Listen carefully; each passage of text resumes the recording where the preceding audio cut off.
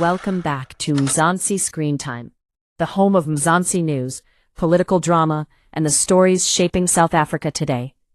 And today's story takes us back to one of the most painful chapters in our country's history, the fight for truth and justice for victims of apartheid-era crimes.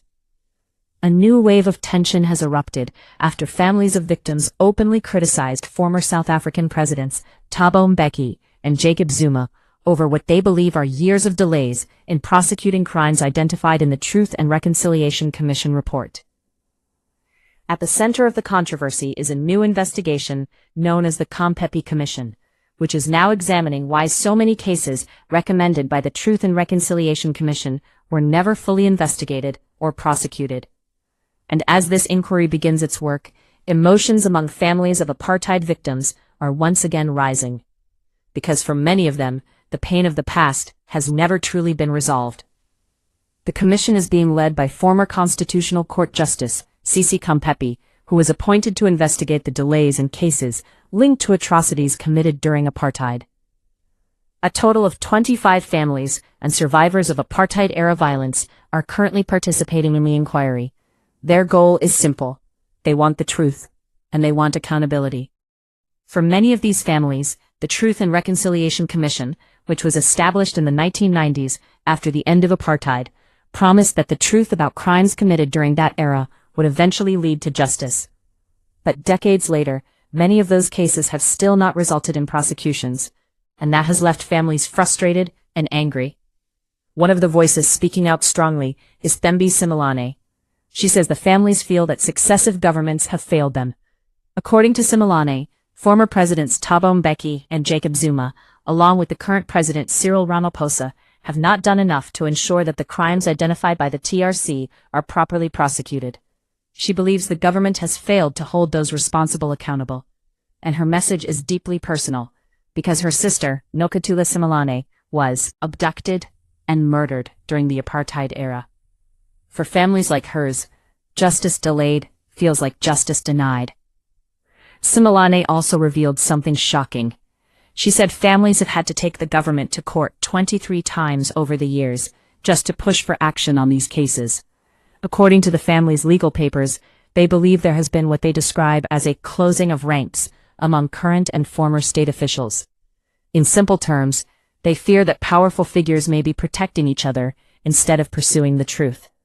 Another emotional voice in this debate is Lukhanyo Calata. Calata is the son of Fort Calata, one of the activists who were abducted and murdered by apartheid security forces in 1985. Fort Calata was part of the group known as the Cradock Four. The four activists, Fort Calata, Matthew Goniwe, Sparrow Makonto, and Siselo Mahali, were killed during one of the most brutal periods of political repression in South Africa. For decades, their families have been demanding justice. Now Lukhanyo Calata believes the attempts by Mbeki and Zuma to challenge the leadership of the inquiry could delay the process even further. Earlier this year, both former presidents attempted to have Justice Sisi Khampepe removed from chairing the commission. Their argument was based on what they claim is a potential conflict of interest. They said Khampepe previously worked with the TRC Amnesty Committee and later served as Deputy National Director of Public Prosecutions. Because of those roles, they argued she should not lead the inquiry. However, in February, their attempt to remove her failed in court.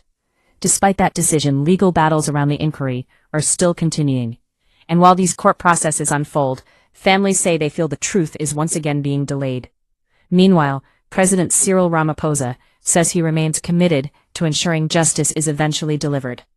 According to his spokesperson Vincent Magwenya, the president is deeply concerned about the ongoing legal challenges that could slow down the commission's work. Yas said, Ramaphosa believes the courts must decide on the legal challenges before the commission can move forward properly. But once the court makes its decision, the president says the inquiry will continue its work. For the families involved, however, time is something they feel they have already lost too much of. Many victims of apartheid-era violence are no longer alive.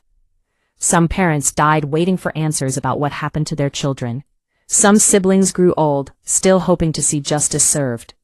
And now, nearly 3 decades after the end of apartheid, the fight for truth continues. For South Africa, this moment is about more than just court cases. It is about history. It is about accountability. And it is about whether a nation can truly heal if the crimes of its past remain unresolved. For the families sitting in the hearings of the Khampepe Commission, the message is simple. They want the truth. They want justice. And they do not want their loved ones' stories to be forgotten. But now we want to hear from you. Do you think the government has done enough to pursue justice for apartheid-era crimes? Or do you believe the victims' families are right to demand stronger action? Let us know your thoughts in the comments below. And if you want more updates on South African news, political stories, and the issues shaping our country, make sure you subscribe to Mzansi Screen Time, because these are the stories that matter.